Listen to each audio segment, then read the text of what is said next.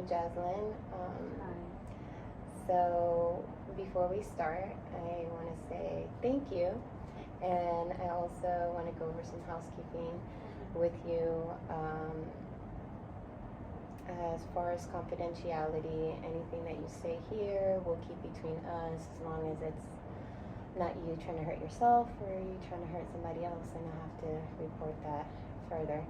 And then also, you did give consent with your signature, so I just wanted to uh, reiterate that you give consent Yes. to this session. Yes? Okay, so we'll move on then. All right, like I said, my name is Jessica, and I read your intake forms, so it told me a little bit about what you've got going on. You're in school and you work.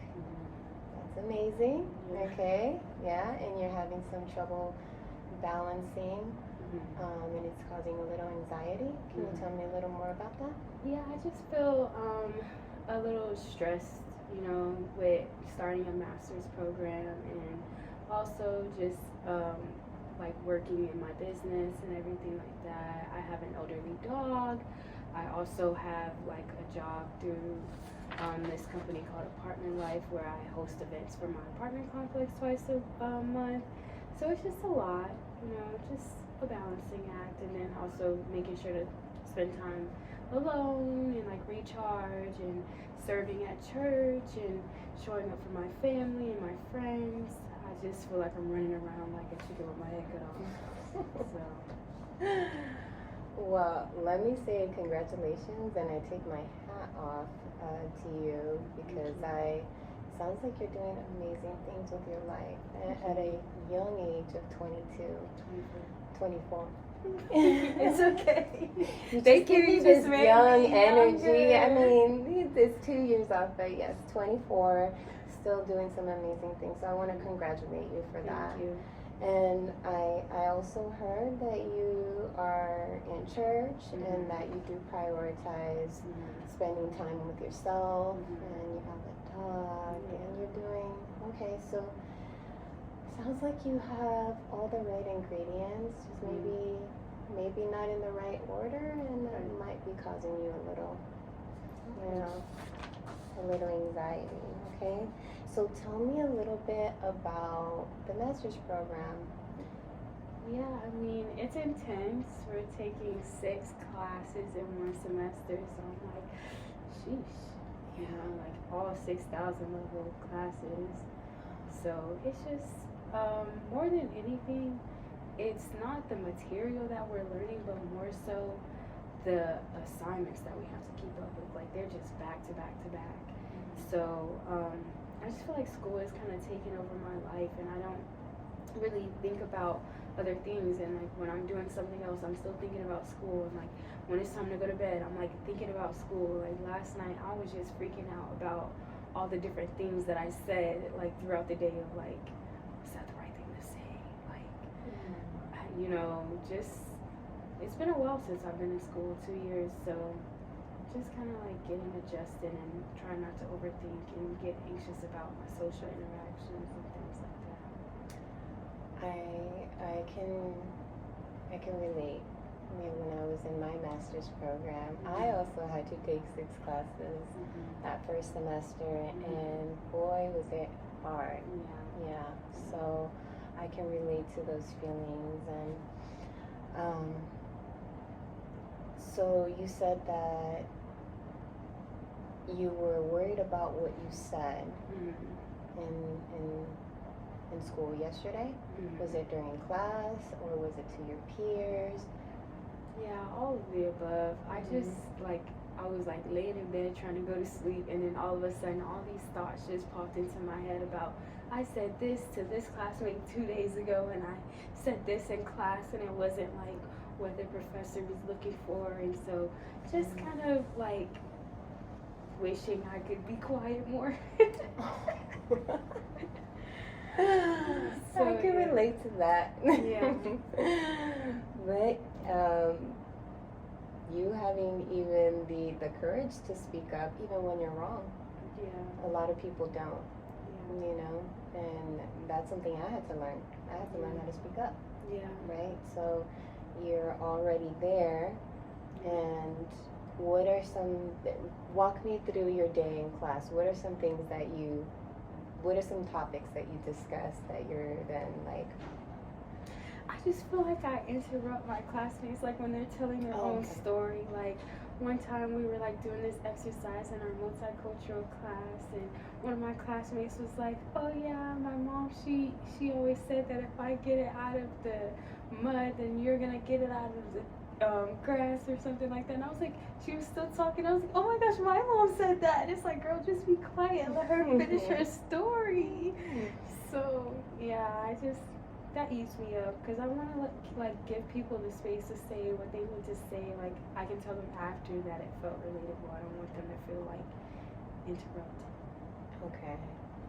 So, do you find that but from what I hear is that you think that maybe interrupting comes off rude, Yeah. and you don't want your friends to feel like you're trying to be rude. Yeah, You want to make exactly. sure that they've got the space to be heard, Mhm. and then you save your comments in the end. Exactly. All right. And now, is this something that you see happen just in school, or tell me about your position? You said you're an entrepreneur. You own your own business, and then you also work at the church, putting together events twice a month. So, is this something that you see going on in other areas, or is it just in school? So I would say yeah, with my friends, I probably do interrupt them a lot, but we all interrupt each other, so like it's like appropriate culture there, versus like I don't really feel like it's appropriate at school because we're still all getting to know each other, and when you're getting to know someone, you don't really know like how that might make them feel. So I'm just like trying to be cautious because I don't want to hurt anyone's feelings. Like I know I'm not hurting my friend's feelings by like we just ping pong and like that's how we talk, but not everybody converses like that. So I think that's why it like bothers me because I'm not really sure how people feel. Okay. Yeah. And it makes you feel insecure? Yeah, just like anxious, like oh no one, like they don't like me or like. Did someone say that they didn't like you? No, no one said it. No one said that. Just like, I guess it's kind of something that I'm always like worried about is whether or not people like me or not. So, yeah, just. And this worry comes from, has somebody, I guess what I'm trying to say is, has somebody ever told you, hey, you're cutting me off too much? Or you're talking about your situations, it's not about you. Like, did somebody ever come say something like that to you to make you aware, or is it, where did you get? I think it's just no one's ever said that, but I think maybe I don't know. I don't feel like I really spoke a lot as a child, and so I'm always like super enthusiastic now, and like I just get aware of the fact that I'm cutting people off because I hate when people do that to me excessively. And so it's like it's not a big deal if we're going back and forth and that's our vibe. But if like I try to speak and someone is like constantly speaking over me, it just makes me so upset and I just shut down and I won't talk around them anymore. And so I would hate to do that to someone else. Got it. Okay. So it makes you self-conscious because you know how it makes you feel, and you don't want anybody to feel those feelings that you feel. Exactly. Okay. So, and that's why you assume that they might not like you because of those times that you've interrupted them. Yeah. Okay. Exactly. Because if someone keeps interrupting me, then I probably don't like them. So then it's like, okay, reverse. Gonna reverse. Okay. So you have your friends at church, and you have your friends that you work with, and this really is a norm for you all. Okay. And going back to balance, it's balancing how you take 6 classes. How many days a week are 3? Okay, how many days a week are you working? So like my work is like as it comes. So it'll be like my client will make an appointment here or they'll make an appointment there. I'm having an issue with my website with someone checking out, or like it's just sporadic. It really isn't something that's like planned. I will set aside times to like check my emails and like follow up on text messages, but a lot of it is just a person-to-person relationship, and so it's almost like how you're like almost like trying to maintain friendships, but you know, like your livelihood like requires you. Yeah, it depends on it. So it's like, oh shoot, I didn't text this client back, and like I need to do that. And it's like, yes, we're just having a conversation that seems friendly, like she's asking me what I'm doing for the day, but she's postpartum and she wants to have an adult conversation. So even though it seems like a normal conversation, it's very important in her care as her doula. So yeah. So you take your job serious, and it sounds like it's something that your clients are important to you. Building that rapport, maintaining that rapport, and strengthens those relationships, especially a doula. Yeah. Wow. Yeah, I love it. It's very fulfilling, but it's very like not. It's hard to like quantify and make it a set time to work on. So like I can organize school all day long, but a baby comes when a baby wants to come. And I mean, I set my availability and they can book it, and I put like restrictions on like, oh, don't book an appointment and then you want me to come the next day. Like I don't allow that, and I can move that in the system, but. So you have boundaries. I do. Okay. Professional boundaries, very important. Yeah. And so you have business hours? So yeah, my business hours are pretty much Monday through Saturday, and then they just depend on like class. So like on the days I have class, we get out at 1:45, so I won't start my business hours until 3 p.m., which means that someone can like book an initial consultation with me virtually, or if they did it ahead of time, like me going to their house for their prenatal or postpartum appointment. Okay. And then Mondays, Wednesdays and Saturdays it's like 8 to 4, 9 to 5, or whatever I put in the system, like a 8 hours availability. But if no one books, I don't have anything to do that day, and I just study. Okay. And so is the idea, when you set your office hours or your business, your operating hours, are you trying to get 40 hours? Is there like a minimum that you're trying to meet for, a goal that you have in mind, a financial goal that you have in mind? So for that, it's not that I'm trying to meet a certain number of hours, it's a certain number of clients. So realistically, with this semester, I can only handle 1 client a month. But the ultimate goal is really to at least get to 2 clients a month to allow me to make enough income to expand my business into a different arena. And so it's not a set number of hours, because the thing is, the bulk of my hours for my business comes at the birth. I have spent up to 24 hours at a birth before, so that's really where the bulk of the hours come in. My prenatal appointments are an hour. My postpartum appointments are also an hour, and I see those. I have 5 of those per client, so that's only a total of 5 hours with them. Besides the texting and calls that we do in between, in any research that I might need to do for any questions that they have. But so I'm a client. Yeah. I'm pregnant, and I want a doula. Right. Tell me, what's your approach? I call you Jocelyn. I'd like to hire you as my doula. Yeah, so I do an initial consultation with you, and that's 30 minutes. No longer than 40 minutes, because I don't pay for Zoom.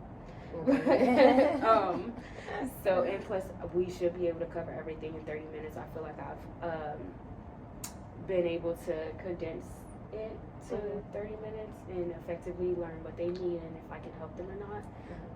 And then we just go from there. I find out where they're located, because if they're over an hour away from me, with no traffic, I don't really feel comfortable taking them as a client.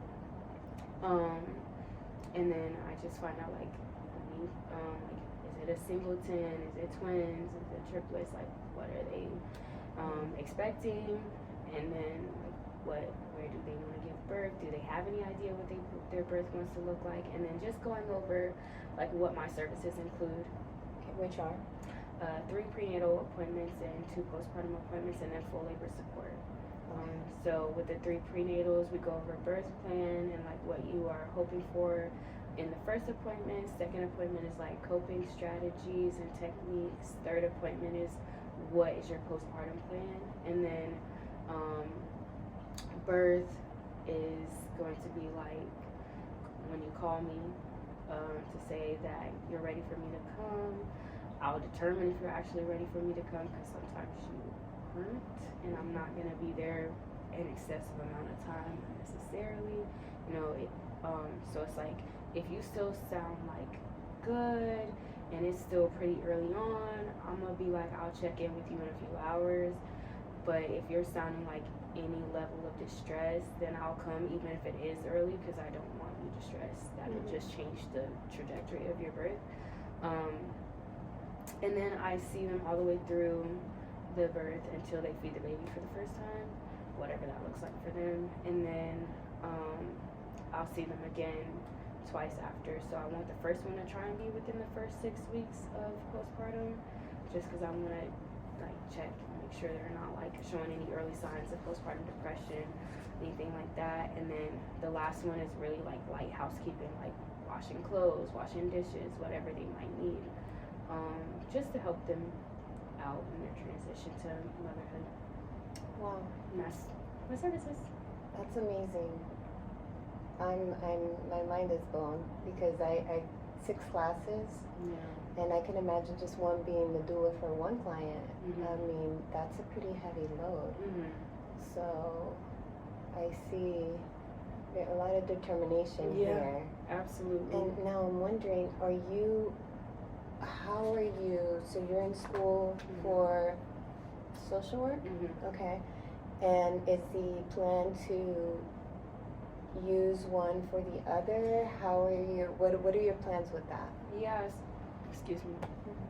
So I hope to merge the two, and like I see my doula work as like my micro way of addressing like maternal health disparities, but I also want to address it on a macro level, just so I don't burn out, because I realize like as a Black woman as well, like my advocacy only means so much in the room for them anyways, because I'm advocating from a place of like my Blackness, my womanhood, with someone who might not respect that, might have implicit biases, or the system itself has a bias against me. So if we can change the system, then I can show up for them for a longer amount of time. Okay, that's a good idea. Yeah. It definitely, you can approach it from bottom up or top down. So, and in the topic of burning out, before I get there, let me think. So your doula, social work, and then you have other activities, your 2 events a day. Yeah. 2 events a month, I'm sorry. No, you're fine. And you try to find time for yourself, and you also have an elderly dog. Is your doula business your only source of income? And then I just get money from the VA for being in school. My mom's a veteran, so Okay. that allowed me to at least quit my actual 9-to-5 job. Okay, that's So, good. Yeah, I'm Right. super grateful for that. So. Yes. Oh, that's awesome. Yay, Mom. Yeah, I know, honestly. Okay, so then being a doula and maybe wanting to get a second client when you can only handle one, that's you not doing it out of necessity. It's you trying to further your business and expand. You want to scale up, right? Right. But I don't plan to do it right now. Right now. Okay. I just too stressed. It's not feasible. I would not be showing up for one of the areas that I care about in the best way that I can. So it doesn't make any sense for me to do that right now. Okay. So since you're and you haven't been doing that, Mm-hmm. you've only been taking what? Do you have a client right now? Mm-hmm. Okay, so you have one client I have and two, 6 classes. so- You have 2 clients? Yeah, one's due in October, so next month, and then another is due in December. Okay. And after these 2, you will only be moving forward with one at a time. Well, like Is that the plan? one per month. One per month. So like if they're due in October, they're like my October client. If they're due in December, they're my December client. And how long are you hired for though? Are you hired for the month? I'm hired, once they hire me, I'm hired until they complete the services. So usually people come to me around 4 months. So I guess I'd be hired like 5 months per client, technically. So everything is like so spread out. That's what makes doula work so hard. Is like pregnancy is a long-term commitment. So Yeah, it is. And from what I hear, it's a commitment that you take very serious because you do want to show up for your clients in a way that seems like you would want somebody to show up for you. absolutely, Right? yeah. You strike me as the you don't do unto others what you don't want Yeah, people to do. exactly. Yeah. Okay. All right.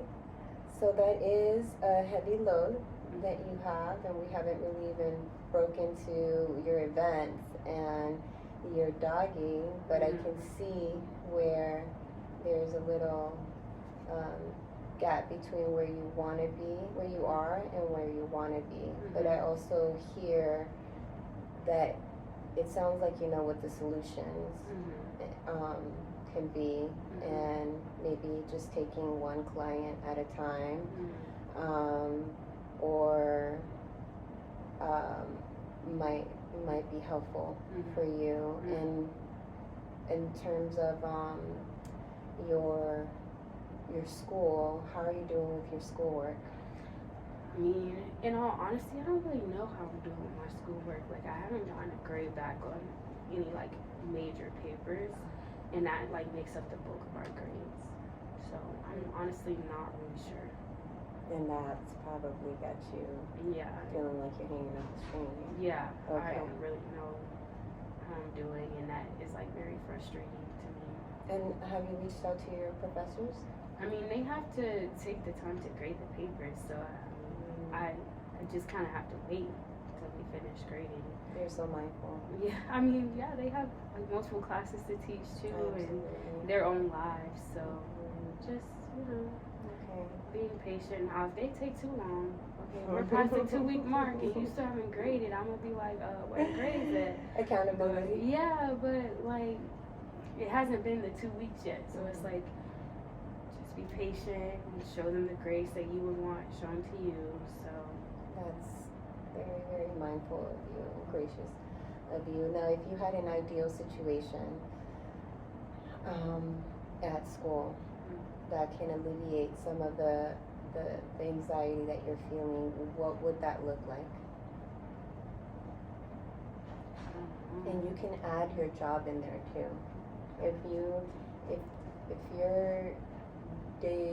week by week is 6 classes and then maybe 2 doula appointments, and I don't know how many assignments, how in an ideal situation, what can change from your present situation to where you want to be? realistically, I don't know. I feel like I'm just in a season where I just have to manage it for this semester, and then after that, it will be better. Because 6 classes is a lot, but after this semester, it'll only be 3, and then the 20 hours a week field. I think I can manage that a lot better, because when I was in undergrad, like I worked full time, and I was like in the honors college and like taking all these. I think I took like 4 or 5 classes a semester, so it's like. Yeah. It's a little bit comparable, but at the same time, it's not, because I don't think I'm the same person that I was back then. So it's kind of just like recognizing that I'm not that person who's gonna do all of that. Because I burned out for literally 2 years. So it's like, well, like a year and a half, and then I was like, okay, I'm ready to go back.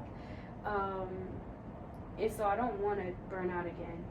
So it's just like, I've literally just been taking it day by day, but it makes me feel like, Yeah. because I don't know, like I'd rather be ahead, because the thing is with being a doula, you don't know when the client is gonna go into labor, and I can't be there like doing double hip squeezes and writing a paper, like it's just not possible. So I'd prefer to be ahead, especially knowing that I have a client that is gonna go into labor within the next month.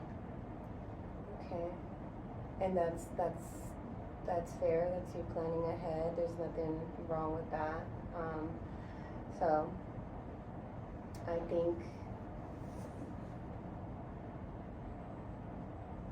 think that how with all this being said, how do you think that I can help you manage this load?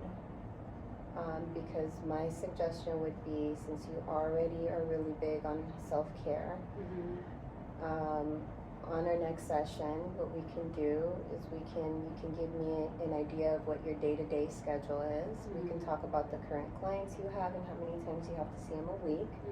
And we can set up some goals on how to incorporate some time with self and some time to maybe do your current work and some time to do your future assignments, just so you can stay maybe one assignment or one paper ahead. And maybe some of that time could be with your elderly dog, right? So we can go through your schedule and kind of see what the needs are, and maybe make some tweaks and incorporate some self-care in there. Yeah. Okay. All right. That sounds good. So your homework, I'm going to send you some homework, right? Is that this week I want you to find just maybe 2 hours, right? Maybe you can take your dog for a nice little walk. She's not going to walk?